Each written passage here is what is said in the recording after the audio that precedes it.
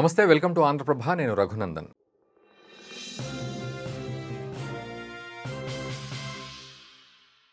So America H1B వీసాల్ని ఆపేద్దాం అనుకుంటోంది అనే వార్త ఒకటి వస్తోంది.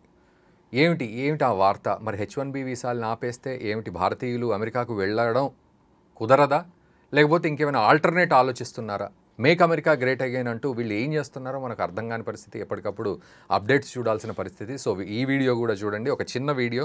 సో ఒక అప్డేట్ రూపంలో మనం మాట్లాడుకుందాం. మనతో పాటు ప్రొఫెసర్ డాక్టర్ రవీంద్ర రైనా గారు ఉన్నారు. వారిని అడిగి తెలుసుకుందాం, నిజంగా H1B వీసాలు ఆపేయడం ఏంటి, అక్కడ రిపబ్లికన్ లా మేకర్ ఒక ఆవిడ చెప్తోంది ఈ విషయం ఏమిటి, దాని మీద మనం డీటెయిల్స్ తీసుకుందాం.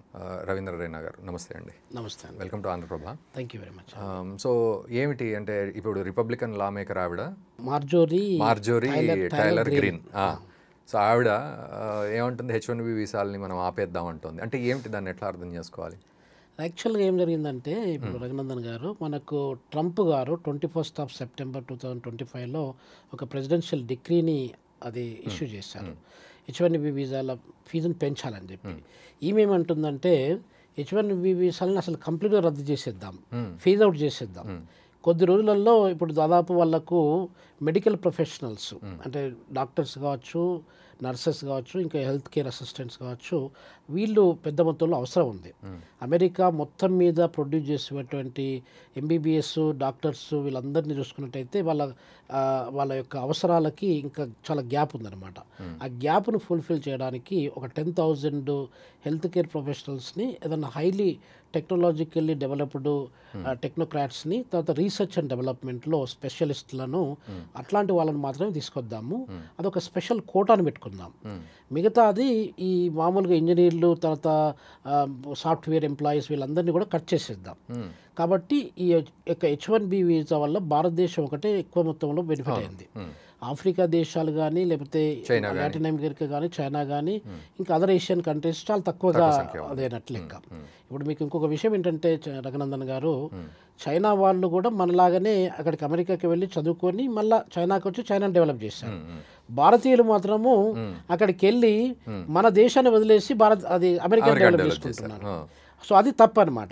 సో అది ఆ పాయింట్ మనం చూసినట్టయితే అది మనకు దీర్ఘకాలంలో లాంగ్ టర్మ్లో మనకే బెనిఫిట్ అవుతుంది. ఎందుకంటే అక్కడ ట్రంప్ అందరినీ మన అమెరికన్స్, అదే ఇండియన్ అమెరికన్స్, లేకపోతే భారతదేశం నుండి వెళ్ళినటువంటి టెక్నోక్రాట్స్ అందరినీ బయటకు పంపించేస్తే ఇక్కడికి వచ్చే necessary the mother of invention అన్నట్టు ఏదో ఒకటి పని చేస్తాడు వాడికి ఉన్న తెలివితేటలను యూజ్ చేసి ఇక్కడ ఏదో డెవలప్ చేస్తాడు. డెవలప్ చేసినప్పుడు మన కంట్రీ కూడా డెవలప్ కావడానికి ఆస్కారం ఉంది. అంటే నిజంగా రివర్స్ బ్రెయిన్ డ్రైన్ అయ్యే అవకాశం ఉందో? ఒక సింగిల్ రివర్స్ బ్రెయిన్ డ్రైన్ అంటే అది టైం పడుతుంది, అది ఇమీడియట్గా కావడానికి కాదు. అంటే రియలైజేషన్ తర్వాత రియలైజేషన్, ఇప్పుడు సెల్ఫ్ యాక్చువలైజేషన్, సెల్ఫ్ రియలైజేషన్, ఇవన్నీ సెల్ఫ్ రెసిస్టెన్స్, ఇవన్నీ జరగడానికి it takes time more than we anticipate అండి. సో కాబట్టి ఇప్పుడు కొత్త ట్రెండ్ ఏంటంటే, జస్ట్ ఒక 2 days బ్యాక్ ఈ మార్జరీ టైలర్ గ్రీన్ అనే ఆమె she like a Congress women and she from Republican party. Obviously ఆమె చెప్పిన మాటలు ఏం చెప్పిందంటే, అసలు Americans are the most talented people and most innovative people. వాళ్ళకు ఉన్నటువంటి టాలెంట్ని మనం గుర్తించాల్సిన అవసరం ఎంతైనా ఉంది. వాళ్ళని పక్కకు పెట్టేసి మనం విదేశాల నుండి, పర్టికులర్గా ఇండియా నుండి వేరే టెక్నోక్రాట్స్ని తీసుకురావాల్సిన అవసరం మాకు ఎందుకు ఉంది. కాబట్టి అది ఆపేద్దాం. అది ఎందుకు వస్తున్నారు వాళ్ళు అంటే, ఈ H1B వీసా గేట్ వే ఉంది కాబట్టి అది పాత్ వే లాగా యూజ్ చేసుకొని దాంతో వాళ్ళు ఇక్కడికి వచ్చి గ్రీన్ కార్డు సంపాదిస్తున్నారు, సిటిజన్షిప్ కూడా సంపాదిస్తున్నారు. సిటిజన్షిప్ రావడానికి దాదాపు 130 సంవత్సరాలు పట్టినా కూడా, అంటే కొంతమంది ఇప్పుడు సపోజ్ ఇప్పుడు సుందర్ పిచ్చే ఉన్నాడు, సుందర్ పిచ్చే లాంటి వ్యక్తులను 130 సంవత్సరాలు వెయిట్ చేయలేరు కదా వాళ్ళు. అట్లాంటి గ్రేట్ మైండ్స్ ఎప్పుడైనా కూడా టాప్ పొజిషన్లో ఉన్న వాళ్ళను ఈజీగా విదిన్ ఫ్యూ మంత్స్లో పట్ల, అంటే కంపెనీ వాళ్ళు రికమెండ్ చేయడము, అమెరికన్ గవర్నమెంట్ రికగ్నైజ్ చేయడము, వాళ్ళకు సిటిజన్షిప్ కావాలంటే ఇవ్వడం అనేది జరుగుతుంది అనమాట. అట్లా కాకుండా సామాన్యంగా వెళ్ళే వాళ్ళకు ఒకప్పుడు దాదాపు 12 సంవత్సరాలు 15 సంవత్సరాలు పట్టేది, ఇప్పుడు యావరేజ్గా చూసుకున్నట్టయితే పీరియడ్ 130 సంవత్సరాలు వరకు పడుతుంది. అంటే ఇప్పుడు ఈ యొక్క H1B వీసా యొక్క ఇంపాక్ట్ ఎలా ఉందంటే, మన దగ్గర కొన్ని లక్షలాది మంది విద్యార్థులు అక్కడ చదువుకోవడానికి వెళ్ళి H1B వీసా ద్వారా ఉద్యోగం సంపాదించుకొని అమెరికాలో సెటిల్ అయిపోయి లక్షల కోట్ల రూపాయలు సంపాదించిన వ్యక్తులు చాలామంది ఉన్నారు. ఇప్పుడు వీళ్ళందరి మీద పెద్ద దెబ్బ పడిపోతుంది అనమాట. అంటే ఇప్పుడు H1B వీసాలు కంప్లీట్గా ఫ్రీజ్ అవుట్ చేయడానికి ప్రయత్నం చేస్తున్నారు. అది వాళ్ళ కంపెనీస్ వాళ్ళు ఏమంటున్నారంటే, అంటే అమెరికా కంపెనీస్ మీద దీని యొక్క ఇంపాక్ట్ ముందు ముందు ఎలా జరుగుతుంది అనేది మనం ఒకసారి చిన్నగా చూద్దాం. ఇప్పుడు మనకు గూగుల్ కానీ, ఫేస్బుక్ కానీ, తర్వాత IBM కానీ, మైక్రోసాఫ్ట్ కానీ, ఇతర రకరకాల కంపెనీలు ఉన్నాయి. టెక్ కంపెనీస్ ఉన్నాయి, నాన్ టెక్నికల్ కంపెనీస్ ఉన్నాయి, సర్వీస్ ఓరియంటెడ్ కంపెనీస్ ఉన్నాయి. ఇవన్నిటి మీద ఎక్కువ శాతము తక్కువ జీతంతో పనిచేసే వాళ్ళు ఎవరంటే మన భారతీయులు.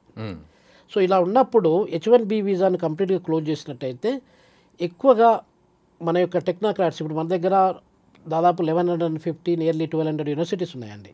IITలు, IIMలు, నీటు, ఇట్లా మనకు REC వరంగల్, ఇట్లా చూసుకున్నట్టయితే చాలా మంది ఇన్స్టిట్యూషన్స్, కొన్ని వేలాది ఇన్స్టిట్యూషన్స్ ఉన్నాయి. వాళ్ళు ప్రొడ్యూస్ చేసే ఈ మన BTech graduates, BE engineering graduates వాళ్ళందరూ ఎక్కడికి వెళ్తారు? అది పెద్ద ఫండమెంటల్ క్వశ్చన్ అనమాట. మన దగ్గర నియర్లీ 2.2 మిలియన్ ఇంజనీర్లను మనం యావరేజ్గా ప్రొడ్యూస్ చేస్తే పర్ ఇయర్, ఆ 2 మిలియన్ ఇంజనీర్లు ప్రొడ్యూస్ అయ్యి కూడా వేస్ట్ అయిపోతారు ఇంకా. ఎందుకంటే వాళ్ళందరూ చదువుకునేది అమెరికానో, యూరోప్నో, వేరే డెవలప్డ్ దేశాలను టార్గెట్ పెట్టుకొని చదువుకుంటున్నారు. సో ఇది మన యొక్క విద్యా వ్యవస్థ మీద, మన యొక్క కళాశాలలు, ఇంజనీరింగ్ టెక్నాలజికల్ కళాశాలల మీద కూడా అతి నెగటివ్ ప్రభావం పడడానికి చాలా ఆస్కారం ఉంది. ఓకే, బట్ స్పెసిఫిక్గా మాట్లాడితే ఇప్పుడు H1B రద్దు చేస్తే ఏంటి మరి ఆల్టర్నేటివ్ ఏంటంటే వాళ్ళు ఆలోచించేది ఏంటంటే, మనం ఫారిన్ వర్కర్స్ను సెల్ఫ్ డెవలప్మెంట్, కెపాసిటీ బిల్డింగ్ మన దగ్గర ప్రొడ్యూస్ చేసే వాళ్ళను మనము మన అమెరికన్ సిటిజన్స్, అమెరికా గ్రాడ్యుయేట్స్ ఎవరైతే ఉన్నారో వాళ్ళని మాత్రమే తీసుకుందాం. అక్కడ లోకల్ వాళ్ళని తీసేసుకుంటారు. లోకల్ వాళ్ళని తీసుకుంటాం.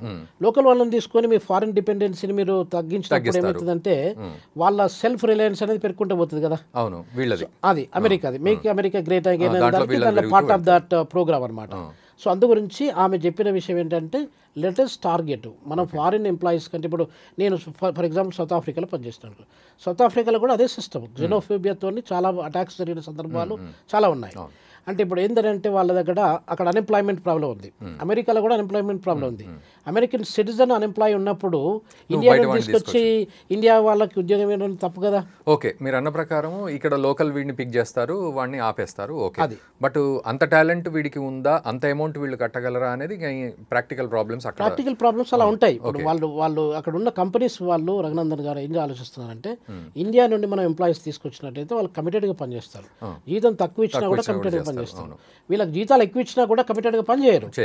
సో కాబట్టి వాళ్ళకు, కంపెనీస్ వాళ్ళకు, కంపెనీ ఓనర్స్ వాళ్ళకు ఇండియన్ హ్యూమన్ రిసోర్సెస్ చాలా అవసరం. సో ఇప్పుడు మరి రద్దు చేయబోతున్నారా, మరి ఊరికి ఒక ప్రపోజల్? అది ప్రపోజల్, అది బిల్లు ప్రవేశపెట్టడానికి షీ ఆల్రెడీ డిక్లేర్డ్.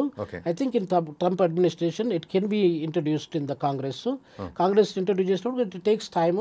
ఇంప్లిమెంటేషన్ వచ్చేసరికి బహుశా 2026లో ఎప్పుడైనా కూడా ఇంప్లిమెంట్ చేయడానికి ఆస్కారం ఉంది. ఇంప్లిమెంట్ చేసినా కూడా నా ఉద్దేశ ప్రకారంగా ఇప్పుడు అక్కడ ఉన్న కంపెనీస్ సర్వైవ్ కావాలంటే మన భారతదేశం నుండి కానీ, మన డెవలపింగ్ కంట్రీస్, దాదాపు 75% of the world is having developing countries అండి. ఆ డెవలపింగ్ కంట్రీస్లో ఉన్నటువంటి హ్యూమన్ రిసోర్సెస్ అక్కడికి వెళ్ళి పనిచేసినప్పుడే అమెరికా అనేది డెవలప్ కావడానికి ఆస్కారం ఉంటుంది. అలా కాకుండా అమెరికన్స్తోనే అమెరికా డెవలప్ కావాలంటే చాలా కష్టమైన పని. సో ఆ విషయంలో మనము let us wait and see. ఎందుకంటే ఇప్పుడు ట్రంప్ గారి యొక్క అడ్మినిస్ట్రేషన్కి ఒక 3 సంవత్సరాల్లో కంప్లీట్ అయిపోతుంది. ఆ 3 సంవత్సరాలు కూడా ట్రంప్ గారు ఉంటారా అనేది కూడా మనకు భగవంతునికి తెలుసు. సో ఇలాంటి సందర్భంలో ట్రంప్ గారు తర్వాత మళ్ళీ ఎవరైనా డెమోక్రటిక్ ప్రెసిడెంట్ వచ్చారనుకోండి పవర్లోకి, ఇవన్నీ కూడా మళ్ళీ వాళ్ళు రివోక్ చేసి మళ్ళీ వాళ్ళు చేంజ్ చేయడానికి కూడా ఆస్కారం ఉంటుంది. సో కాబట్టి it's only matter of temporary measures అనమాట, పర్మనెంట్గా. ఎందుకంటే వాళ్ళు లాంగ్ టర్మ్లో what is work good for us, what is not working good for us అని చూస్తారు కదా. చూసి వాళ్ళు రివర్స్ చేయడానికి కూడా ఆస్కారం ఉంటుంది. సో కాబట్టి అంటే మన భారతీయుల మీద ఇమ్మీడియట్గా ప్రభావం పడుతుంది. కాకపోతే మన భారతీయులు కూడా, మన దగ్గర చదువుకున్న వ్యక్తులు కూడా, ఇప్పుడు ఇస్రో ఉందనుకోండి, మన దగ్గర బాబా అటామిక్ రీసెర్చ్ సెంటర్ ఉంది, ఇండియన్ స్పేస్ రీసెర్చ్ ఆర్గనైజేషన్ ఉంది. అక్కడ మన దగ్గర IITలో, IIMలో చదువుకున్న వాళ్ళు పనిచేస్తే వాళ్ళకి జీతం ఎంత వస్తుందండి? 80,000 నుండి 1,20,000 రూపాయల కంటే ఎక్కువ రాదు. వాళ్ళు ఎంత టాప్ సైంటిస్టులు అయినా, ఇంజనీర్లు అయినా కూడా అంత రాదు. అదే వ్యక్తి అమెరికాకి వెళ్ళినట్టయితే వానికి కనీసం 10 నుండి 20 లక్షల రూపాయలు వస్తుంది నెలకి. అలాంటప్పుడు వాడు ఇక్కడ ఎందుకు ఉంటాడు? సో అది బ్రెయిన్ డ్రైన్ జరగడానికి కారణము మన దగ్గర జీతాలు పెరగకపోవడము, మన దగ్గర సౌకర్యాలు లేకపోవడము. దీనివల్లనే అమెరికాకి ఇక్కడ ఎక్కువగా వెళ్ళడానికి వాళ్ళు ఇష్టం చేస్తున్నారు. Thank you very much. నమస్తే అండి. సో వ్యూయర్స్, మరి ఏమిటి పరిస్థితి? ఇప్పుడు H1B వీసాలు రద్దు చేయడము వల్ల అమెరికాకు లాభమా నష్టమా అనేది పక్కన పెడితే, మరి ఏంటి దాన్ని మనం ఆపర్చునిటీగా ఎలా మలుచుకోవాల్సిన సిచ్యువేషన్స్ మన దగ్గర ఉన్నాయి? అంటే ఒకవేళ నెగిటివ్ ఇంపాక్ట్ పడుతుంది అంటే దాన్ని మళ్ళీ ఆపర్చునిటీగా మార్చుకునే అవకాశాలు ఖచ్చితంగా ఉంటాయి అమెరికా విషయంలో మనం చూసినప్పుడు. సో ఎట్లా ఈ H1B వీసా రద్దు విషయాన్ని మీరు ఎట్లా చూస్తున్నారు, ఎట్లా ఎక్స్పెక్ట్ చేస్తున్నారు అనేది కామెంట్ చేయండి. And make America great again వాళ్ళు చేసుకుంటారు, బట్ మన భారత్ని మనం ఎలా డెవలప్ చేసుకోవాలనేది కూడా మీరు కామెంట్ చేయండి. అండ్ మన మిత్రులకు ఈ వీడియోని తప్పకుండా షేర్ చేయండి. Thank you very much.